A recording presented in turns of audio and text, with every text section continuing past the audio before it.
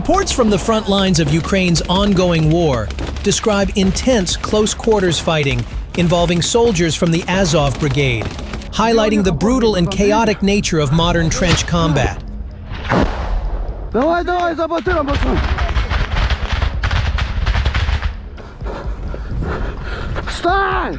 According to Ukrainian accounts and battlefield footage circulating online, Azov units found themselves surrounded during a fierce engagement, with fighting unfolding at extremely short distances. Such encounters, often taking place in damaged buildings, trenches, or industrial zones, leave little room for maneuver and place enormous physical and psychological strain on those involved.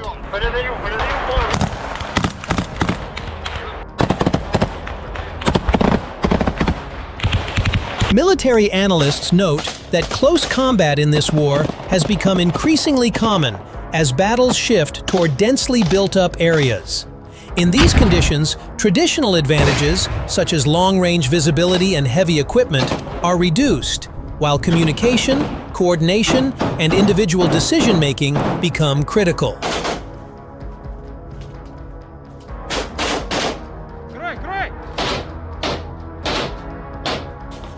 Details of the specific engagement remain difficult to independently verify, a common challenge amid the fog of war.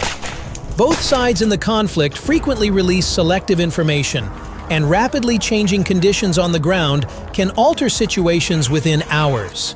What is clear, however, is that units operating in encirclement scenarios face severe risks, including limited supplies, disrupted command structures, and constant threat from multiple directions.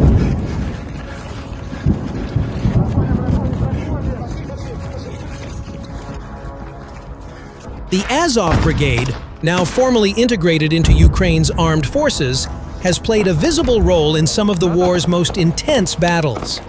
For supporters, stories of soldiers holding their ground under pressure symbolize resilience. For observers, they underscore the high human cost of prolonged fighting.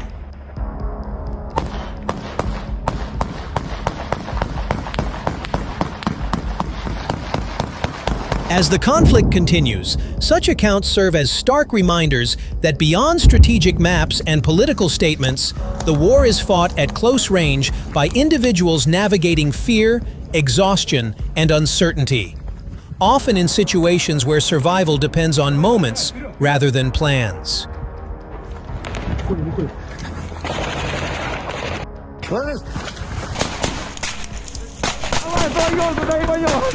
Exclusive footage shows fighters of the 6th Special Operations Detachment storming enemy-held buildings, clearing trenches, and neutralizing Russian forces in close combat.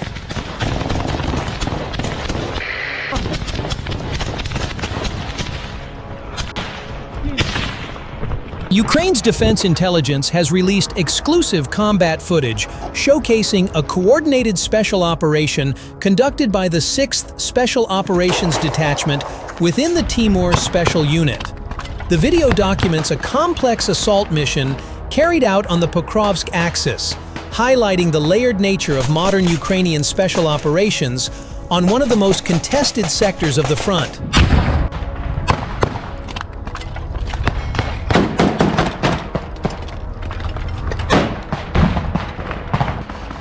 The footage captures multiple phases of the operation, beginning with the storming of a fortified building where Russian troops had taken cover. Assault elements moved in close coordination, clearing rooms and suppressing enemy fire, demonstrating disciplined small unit tactics in confined urban terrain. Such actions indicate a deliberate effort to deny the enemy observation and firing positions critical for holding forward defensive lines.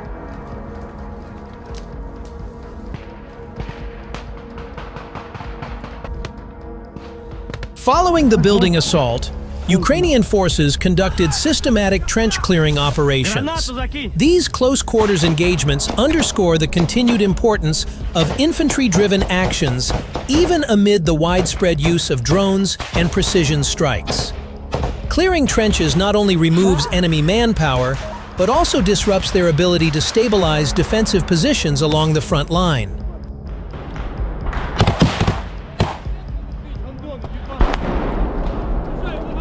A notable element of the operation was the counter-drone component. The video shows the successful interception and destruction of an enemy unmanned aerial vehicle, reflecting the growing emphasis on airspace control at the tactical level.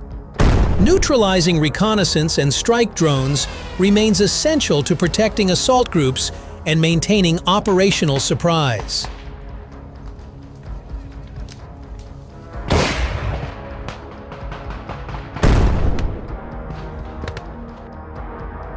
FPV drone operators played a decisive role, delivering what the footage describes as precision work against Russian positions. These strikes illustrate how Ukrainian forces integrate real-time intelligence with loitering and FPV munitions to neutralize targets that would otherwise require heavier firepower, reducing both time and collateral risk.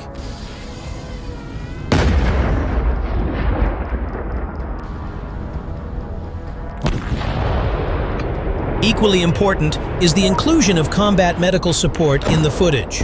Medics are shown providing immediate aid to a wounded soldier under battlefield conditions, reinforcing the emphasis Ukrainian units place on casualty care and rapid evacuation.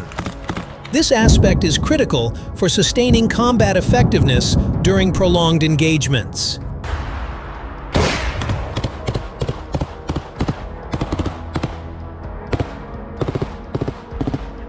According to the Defense Intelligence, the operation took place in November 2025 and involved multiple intelligence special units operating jointly.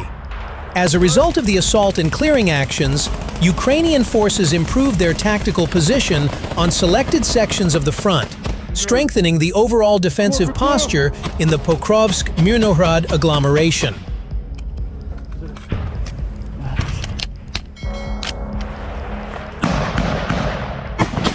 After that, Ukraine shifted into a cold, calculated phase as we 2026.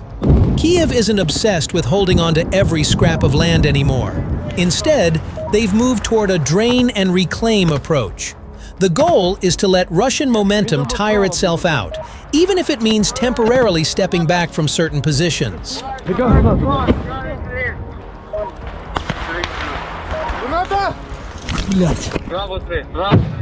It is a strategy that values keeping soldiers alive and killing off Russian resources over sticking to specific lines on a map. Reports from the front lines describe a brutal, repetitive cycle. When Russian assault groups move in, Ukrainian units often pull back immediately. But this is not a retreat. It is a setup. Once the Russian troops move into the empty trenches, they find themselves in a pre-calibrated kill zone.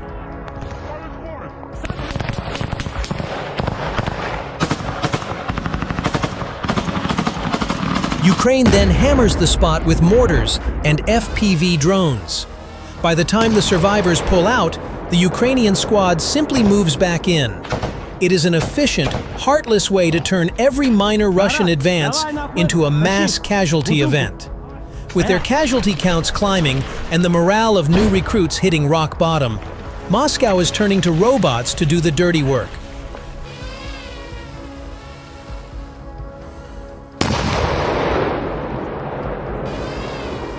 We are seeing a huge spike in ground-based drones, like the Courier UGV, taking over the most dangerous roles on the front. These machines are now the ones running supply lines and setting explosives on Ukrainian bunkers, jobs that, until recently, were costing Russia dozens of lives every single day.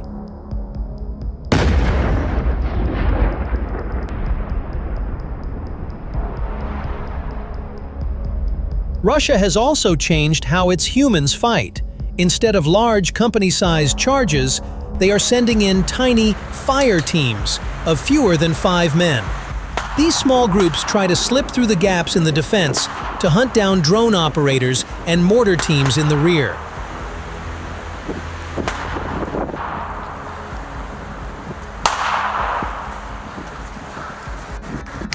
While these infiltration tactics have seen some success, they usually lack the heavy firepower needed to actually stay in the positions they reach. One of the stranger developments involves frontline Russian officers trying to trick their own bosses.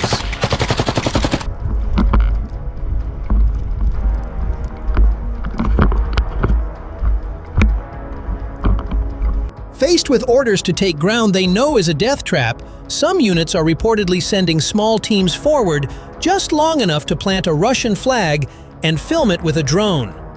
They then pull back, but the capture is reported up the chain.